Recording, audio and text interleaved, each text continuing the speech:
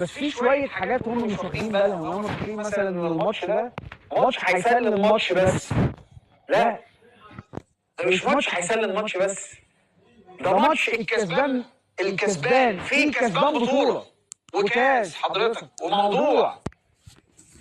مش مجرد ماتش انت تكسب العين ان شاء الله، ان شاء الله باذن الله يعني ده يحصل. مش مجرد مباراه انت تكسبها فتقوم معدي للمرحله اللي بعدها. لا، دي بطوله بكاس، وانت بتلعب على ايه بقى؟ بطل افريقيا. البطوله دي بطل افريقيا واسيا والاوقيانوس، الثلاثه دول.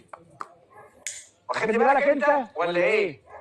فاحنا محتاجين ده، محتاجين المكسب ده، مش عشان خاطر الاهلي يكمل بعد كده ويكمل في كاس القارات بس، لا، لان ده كاس مهم جدا. تعالوا اشرح لكم اصلا ايه الانتر كونتيننتال اللي الناس عماله تقول كل ما تقول لحد يقول له كاس الانتر. ايوه